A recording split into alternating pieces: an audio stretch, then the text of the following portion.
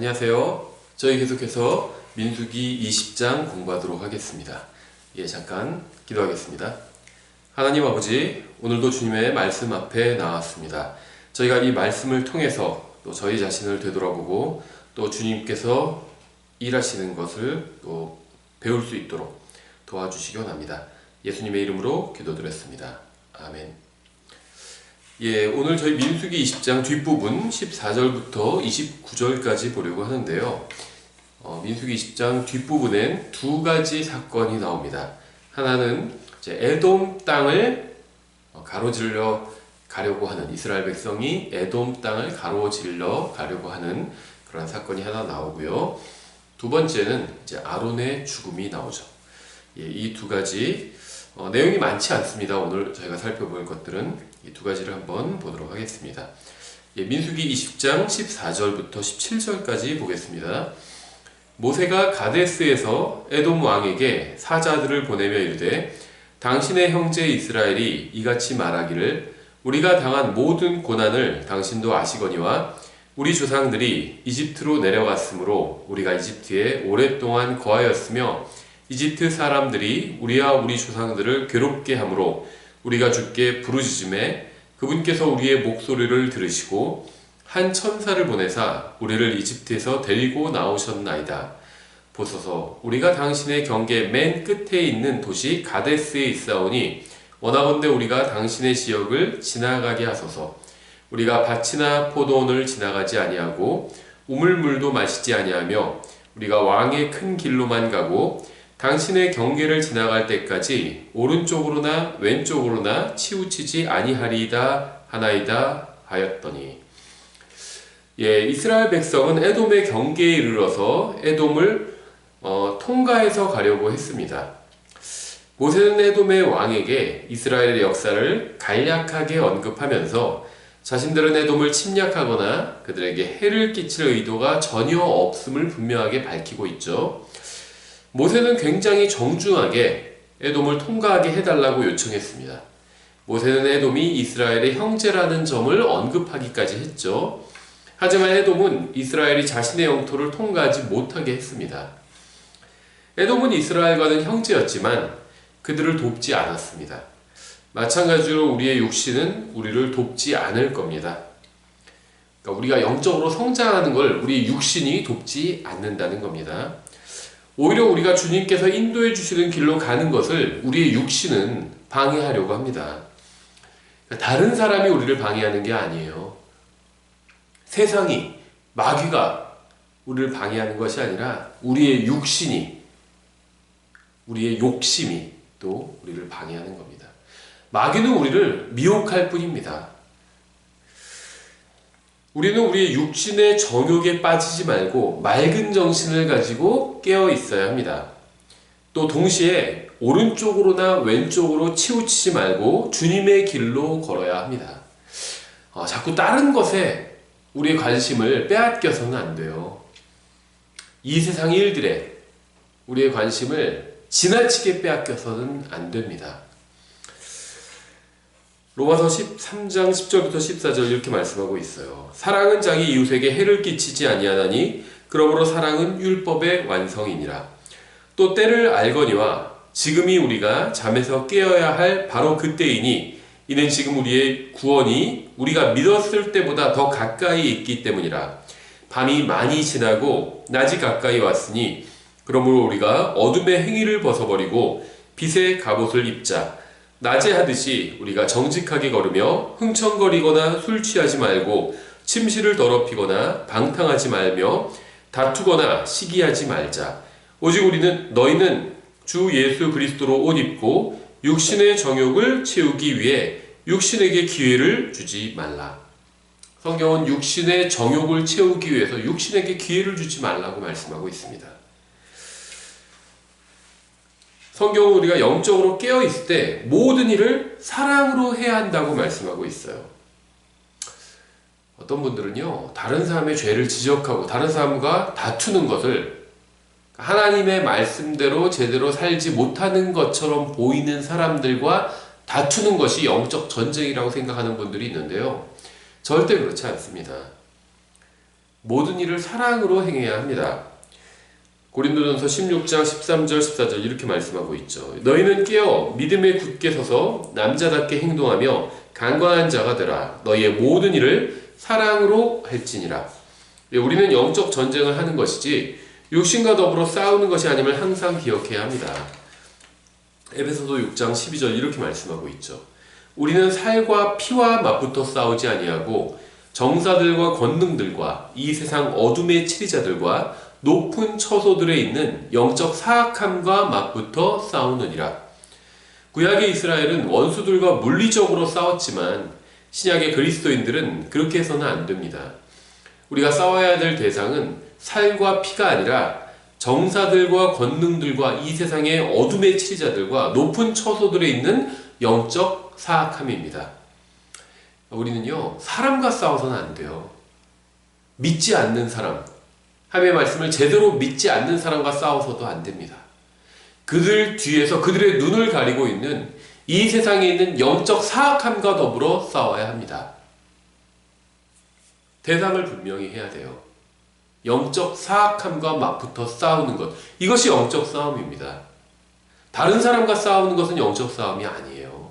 그것은 육신의 싸움이고 악한 싸움입니다. 계속해서 민수기 20장 18절부터 19절. 에돔이 그에게 이르되 너는 내 옆으로 지나가지 못하리라. 내가 나가서 칼로 너를 대적할까 염려하노라 하매 이스라엘 자손이 그에게 이르되 우리가 큰 길로 지나갈 것이며 나 내 가축이 당신의 물을 마시면 내가 그 값을 드리리이다. 내가 내 발로 걸어서 지나갈 뿐인즉 아무 일도 하지 아니하리다 하였으나 에돔은 이스라엘의 요구를 거절했지만 이스라엘은 다시 한번 정중하게 요청했습니다. 이번에도 이스라엘은 결코 에돔에게 해가 되는 일은 하지 않겠다고 약속했어요. 화평하게 지내기 어려운 사람들이 있는 것은 사실입니다. 하지만 우리는 가능하면 다른 사람과 화평하게 지내도록 힘써야 합니다. 로마서 12장 18절이죠. 가능하다면 너희가 할 수 있는 대로 모든 사람과 화평하게 지내라. 다른 사람들과 화평하게 지내려고 노력하는 사람은 사람들 사이에서도 인정을 받게 됩니다. 로마서 14장 17절. 하나님의 왕국은 먹는 것과 마시는 것이 아니요 오직 성령님 안에서 의와 화평과 기쁨이니라. 이것들 안에서 그리스도를 섬기는 자는 하나님께서 받아주시며 사람들에게 인정을 받느니라. 그러므로 우리가 화평을 이루는 일들과 서로를 세워주는 데 필요한 일들을 따를지니라. 화평을 이루는 일을 우리는 따라야 합니다. 가능하면 다른 사람과 다투지 않는 것이 좋습니다. 왜냐하면요, 우리는 그리스도의 대사로서 부르심을 받았잖아요. 우리는 하나님의 말씀을 전해야 합니다. 우리가 사람들과 다투면 우리가 다툰 사람은 우리가 전하는 말씀에 귀를 기울이려고 하지 않을 것입니다. 그래서 가능하면 다른 사람과 다투지 마시기 바랍니다. 저는요, 이것이 그리스도인이 어떤 이 세상에 있는 많은 일들에 대해서 자신의 견해를 다 밝히지 말아야 될 이유라고 생각합니다. 그것이 뭐 정치적인 문제건 아니면 어떤 기호상의 어떤 선택의 문제건 간에 가능하면 자기의 견해를 다 밝히는 것이 전 좋지 않다고 생각해요. 왜냐하면요, 우리와 생각이 다른 사람들은 우리가 말하는 것을 들으려고 하지 않을 것이기 때문입니다. 마치 사도 바울이 이런 사람들에겐 이렇게 되고 저런 사람들에게 저렇게 된 것처럼 모든 사람을 얻기 위해서 모든 사람들에게 가능하면 맞춰주었던 것처럼, 그러니까 진리를 타협하지 않는 한도 내에선 다른 사람들에게 맞춰줄 필요가 있다는 겁니다. 그래서 이 세상에서 일어나는 일들, 어떤 이념과 사상에 대해서 목숨 걸지 않았으면 좋겠어요. 분명히 옳은 것이 있고 더 옳은 정치적인 개념과 이념이 있고요, 좀 더 잘못된 개념과 이념이 있겠죠. 하지만요, 아무리 옳은 정치적인 이념과 관점을 가지고 있다 할지라도 예수님을 믿지 않으면 죽어서 지옥에 가게 됩니다. 따라서 우리는 예수 그리스도를 전하고 하나님의 말씀을 전하기 위해서 그러니까 불필요한 것들, 덜 중요한 것들은 양보를 하고 거기에 대해서는 우리가 잠잠할 필요가 있다는 겁니다. 우리는 정치평론가로 부르심 받지 않았습니다. 어떤 정당을 지지하는 것은 잘못된 일이 아니에요. 하지만 그리스도인들은 정치평론가로 부르심을 받지 않았어요. 그리스도인들은요, 예수 그리스도의 대사로 부르심을 받았습니다. 복음을 전하라고 부르심을 받았어요. 그래서 우리는 복음을 전하는 일에 우리가 힘을 써야 되겠죠. 우리의 사명은 복음을 전하는 것이고요. 우리의 복음은 화평의 복음이란 사실을 잊지 말아야 합니다. 에베소서 6장 15절이죠. 화평의 복음을 예비한 것으로 너희 발에 신을 신고. 우리는 복음을 전하고 하나님의 말씀을 전하는 일에 힘을 써야 합니다. 그것에 비하면 이 세상의 모든 일들, 정치적인 일들이라 할지라도 그것들은요, 훨씬 더 작은 일들이에요. 우린 보다 중요한 일에 우리의 힘을 써야 합니다. 정치적인 이슈가 아무것도 아니라는 것은 아닙니다. 하지만 우리가 주님께 받은 사명에 비하면 그것은 작은 일이라는 겁니다. 계속해서 민수기 20장 20절, 그가 이르되 너는 지나가지 못하리라 하고 에돔이 많은 백성을 거느리고 나와서 강한 손으로 그를 막으니라. 에돔이 이같이 이스라엘이 자기 경계를 통과하는 것을 거부하였으므로 이스라엘이 그에게서 돌이키니라. 이스라엘 자손 곧 온 회중이 가데스에서 이동하여 호르산에 이르렀더니. 모세는 여기서 가야 할 길이 막혀서 어려움을 겪었습니다. 그런데 여기서 우리가 생각해 봐야 될 점은 모세와 이스라엘 백성이 과연 하나님의 인도를 지금 따르고 있느냐, 이걸 생각해 봐야 돼요. 주님께서는 불기둥과 구름기둥으로 광야에서 이스라엘 백성을 인도해 주셨습니다.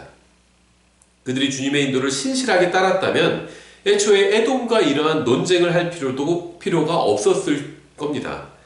모세와 이스라엘 백성이 주님의 인도를 따르는 한 걱정할 것이 아무것도 없었습니다.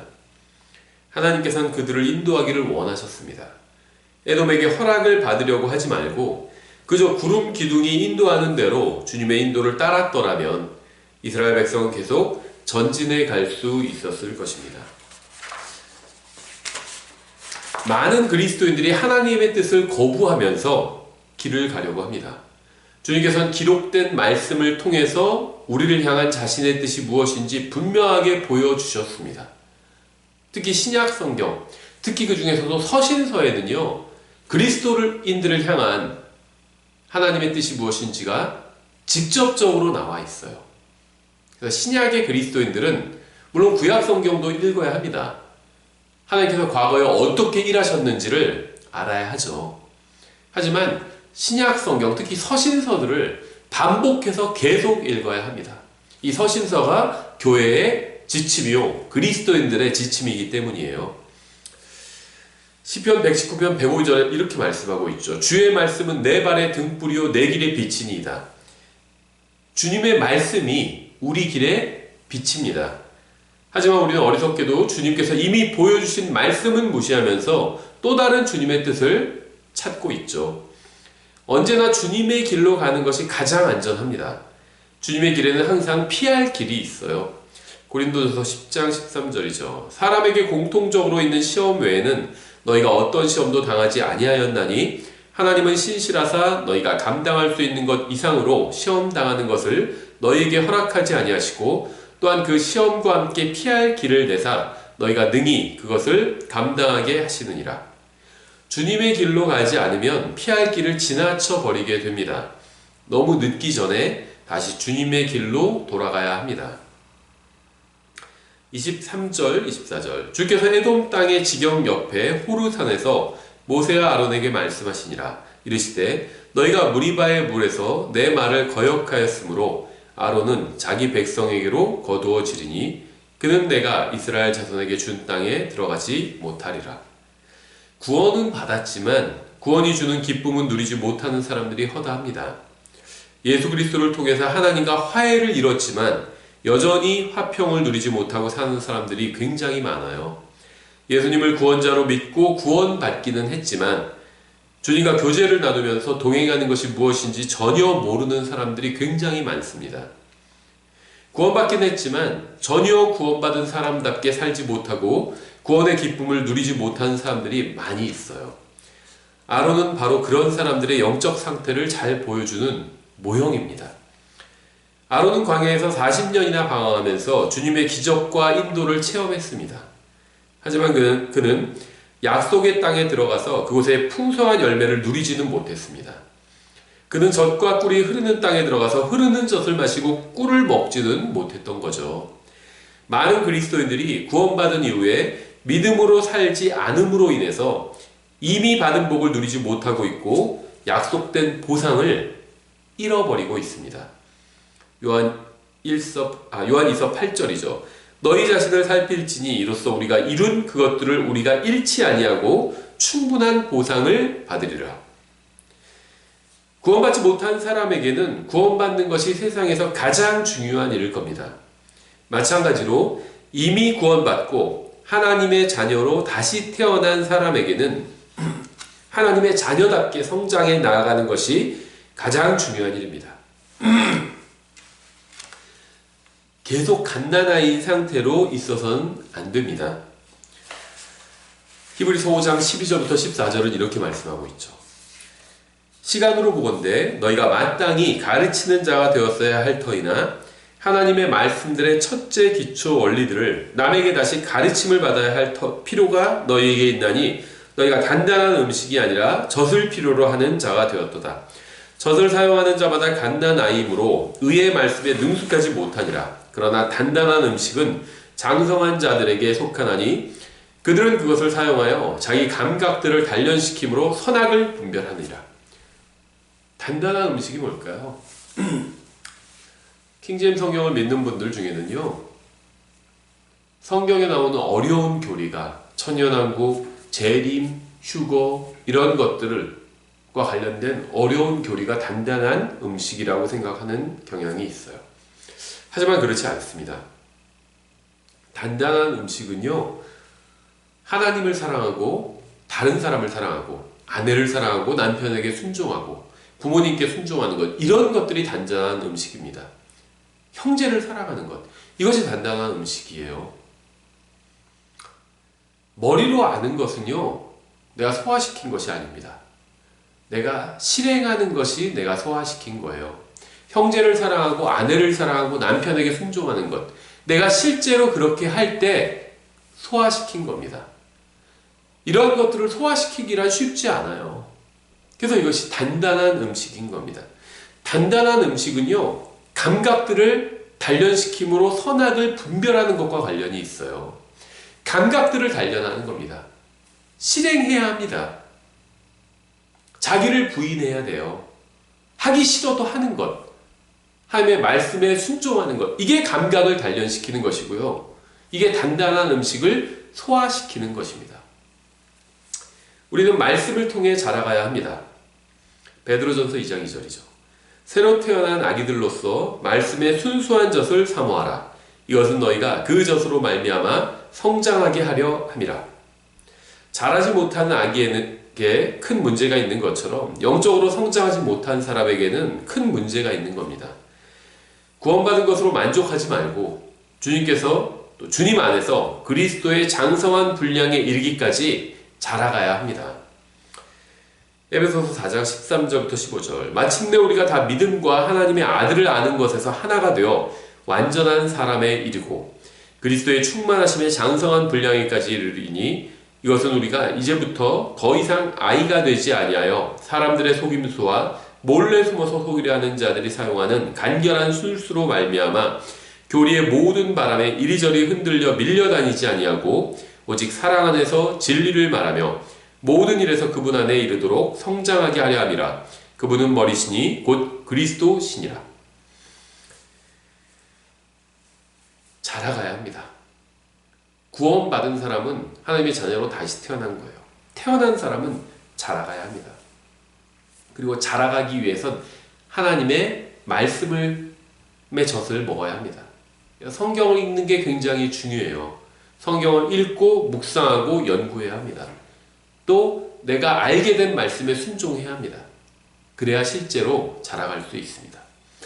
25절부터 끝까지 보겠습니다. 19절까지. 아론과 그의 아들 엘리야사를 데리고 호르산에 올라가 아론에게서 그의 의복들을 벗겨 그의 아들 엘르아살에게 입히라. 아론은 거기서 죽어 자기 백성에게로 거두어지리라 하시니라. 모세가 주께서 명령하신 대로 행하고, 너무 아름다운 말이죠. 주께서 명령하신 대로 행하고 그들이 온 회중의 눈앞에서 호르산에 오르니라. 모세가 아론에게서 그의 의복들을 벗겨 그의 아들 엘르아살에게 입히매 아론이 거기서 그 산의 꼭대기에서 죽으니라. 모세와 엘르아살이 산에서 내려오니 곧 온 회중 곧 이스라엘의 온 집이 아론이 죽은 것을 보고 아론을 위해 30일 동안 애곡하였더라. 본문에는 우리가 배울 수 있는 굉장히 소중한 교훈이 있는데요. 이 사건은 이스라엘에게는 굉장히 슬픈 일이었지만 우리에게는 하나님께 감사를 드릴 만한 일이 될 수도 있습니다. 이스라엘의 대제사장은 죽어서 땅에 묻혔지만 우리의 대제사장은 다시 일어나셨죠. 히브리서 7장에는요, 우리의 대제사장인 예수 그리스도에 관해서 이렇게 증언하고 있어요. 22절. 그런 것으로 말미암아 예수님께서는 더 나은 상속 언약의 보증이 되셨느니라. 그들이 참으로 다수의 제사장이었던 것은 죽음으로 인해 그들이 항상 잊지 못하였기 때문이로되 이 사람은 항상 계심으로 변할 수 없는 제사장 직분을 소유하시느니라. 그러므로 그분께서 항상 살아계셔서 그들을 위해 중보하심을 보건대 그분은 또한 자기를 통하여 하나님께 나아오는 자들을 끝까지 구원하실 수 있느니라. 이러한 대제사장께서는 우리에게 합당한 분이셨으니 곧 그분은 거룩하시고 해가 없으시고 더러움이 없으시고 죄인들로부터 분리되시고 하늘들보다 더 높이 되셨느니라. 그분께서는 저 대제사장들과 같이 먼저 자기의 죄들로 인하여 날마다 희생물을 드리고 그 다음에 백성의 죄들로 인하여 희생물을 드릴 필요가 없으시니 이는 그분께서 친히 자신을 들으실 때 이 일들을 단 한 번에 행하셨기 때문이라. 율법은 연약함을 가진 사람들을 대제사장으로 삼거니와 율법이 있은 뒤에 하신 맹세의 말씀은 영원 무궁토록 거룩히 구분된 아들을 대제사장으로 삼느니라. 이스라엘 자손은 아론으로 인해서 30일 동안 애곡했습니다. 아론은 백성을 위한 대제사장이었죠. 그들은 오랜 세월을 아론과 함께 보냈습니다. 그래서 그들은 그렇게 긴 시간 애곡했겠죠. 우리의 대제사장께서는 지금 하나님의 오른편에 앉아 계시고요. 우리를 위해서 중보하고 계십니다.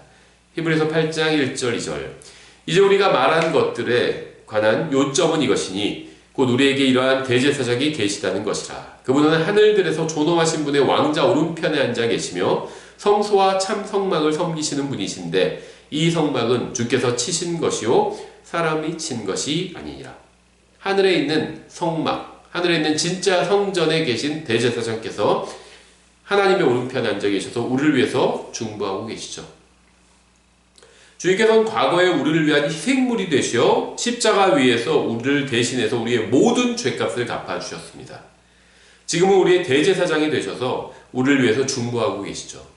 그리고 언젠가 이 세상에 왕들의 왕으로 재림하셔서 영원한 왕국을 세우실 것이고요. 우리는 주님과 함께 통치하게 될 것입니다.